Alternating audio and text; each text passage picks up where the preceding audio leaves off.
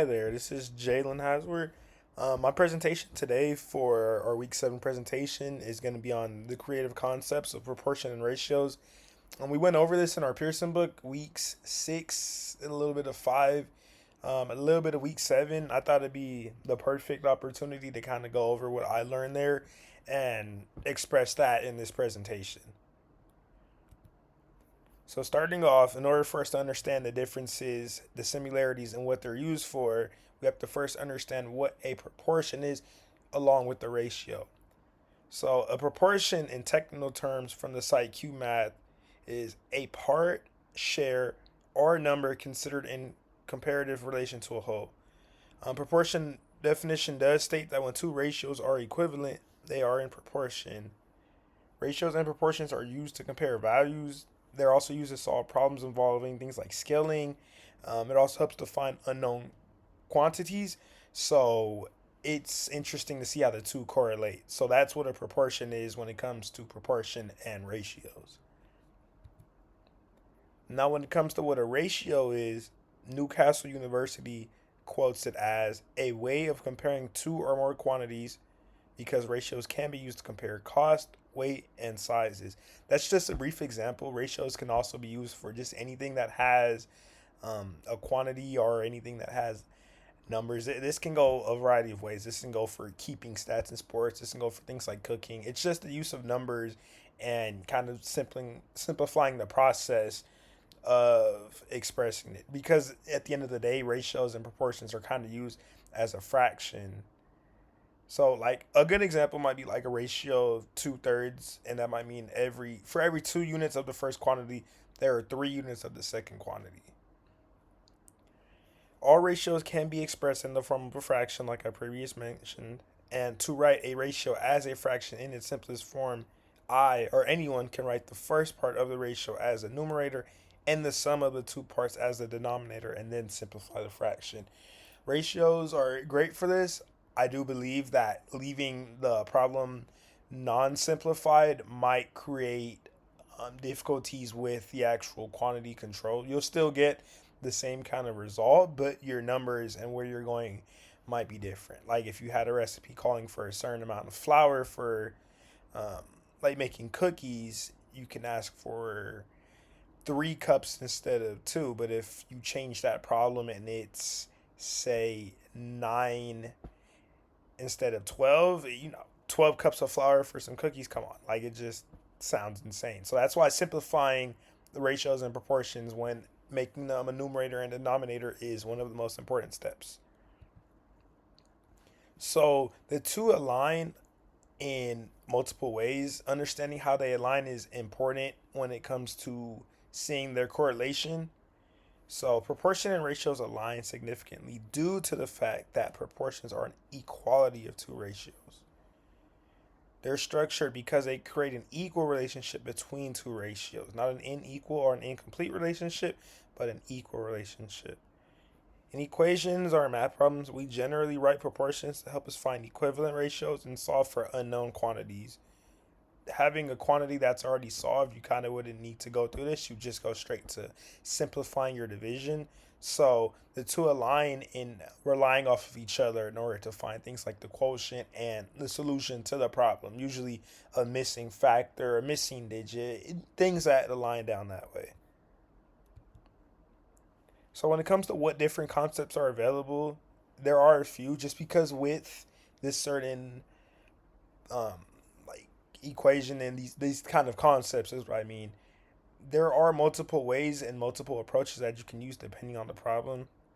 It's all problem dependent, but the three that are usually used often, I think duplicate ratio is probably topping that. Duplicate ratio is a ratio of a to b, and the ratio turns into a squared. We also have a reciprocal ratio where AB is 1A portion to 1B, where A and B aren't equal. Lastly, we have ratios of equalities. If the antecedent and consequent are equal, then the ratio is called ratio of equality, like 6 to 6, 1 to 1, 2 to 2. You could almost compare it to like a model car. There's model cars that may be 1/8 scale or 1/24 scale. If you have a full grown size car, it's going to be a 1 to 1 scale.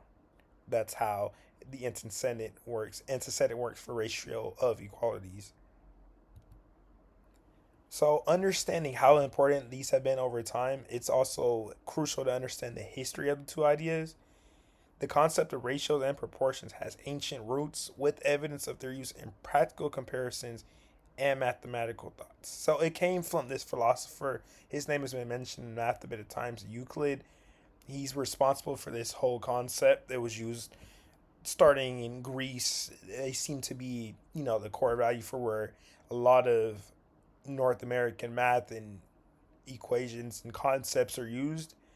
Using comparisons and equivalents allowed for the original philosophers like Euclid to interact with any task that needed quantity control. Euclid also had a book 5, The Exodus of Cnidus.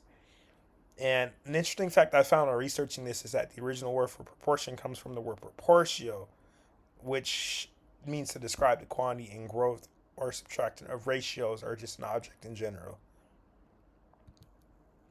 So, the most important thing for an educator and someone teaching is to understand how these concepts can be used to teach students. So, because a ratio compares two quantities, it can be expressed as a fraction using colon or with the word to, a to b. So, simplifying that explanation, it can be used as a fraction, it can be stated as a colon, or the words here can just translate it to a word problem. So I thought of a couple ways that it might be fun to teach my students in the future. The first thing I thought of was doing any engaging activities and critical thinking problems. Doing something super fun like bringing cooking into the classroom and making students do the portion control would make them understand how to interact with this concept while also having a good time. You get to sit there and cook and bake while learning. I also thought that combining combinations like word problems and then making sure to stay on topic with, small quizzes every now and then, just constructive ones to understand where the students are aligning with it and what they're understanding. It's helpful in making sure that the progress is there or going back and tweaking things that might be a little far fetched to understand.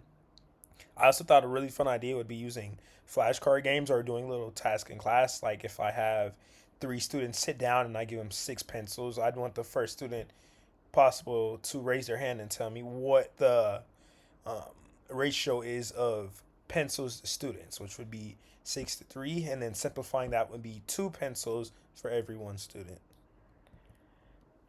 So this concept alignment is important not just in the classroom but in real life because it's used everywhere. That's the beauty of math, is that usually it's used for simplifying things. I think aligning this with something I could think of besides my comparison of like cooking is maybe something along the lines of statistics, like sports.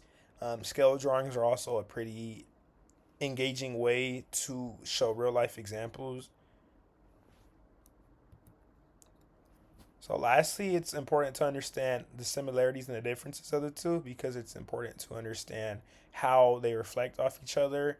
I know I mentioned correlation before, but it's also important to understand what makes these things different in an equation because they're both working in unison, but they both have their own stages that help a problem to be solved. So, a ratio is a comparison of two numbers, while a proportion is an equation stating that two ratios are equal. You need the proportion in order to get the ratio, and the ratios are important in maintaining the proportion. A ratio can compare two or more numbers, while a proportion involves at least 4 terms, which are two ratios that each have 2 terms. Ratios express the relative size of two or more values, while proportions are used to solve for unknown values or to check if two ratios are equivalent. And then, most importantly, ratios can compare different quantities or parts of a whole, while proportions show the equality of two relationships. Both of these concepts are important in how they help to divide a problem or help to simplify a numerator and denominator. It's important to understand what the two do together and what they do in separate stages to bring everything together in the end. So I have 5 references. LibreText helped me to define what ratio and proportion are. Mathematics for elementary and middle school teachers with activities. This comes from our Pearson book that we've used for the semester. It was pretty explanatory in helping me to understand the problems. Numeracy was also a great resource for kind of explaining what proportions are and helping me to think of some examples. Some of the example photos that I used are just stock photos that Google Slides provides. It's just from a website called iStock where they just throw in a bunch of user generated images. And then I also had an extra website to describe what proportion is. Thank you.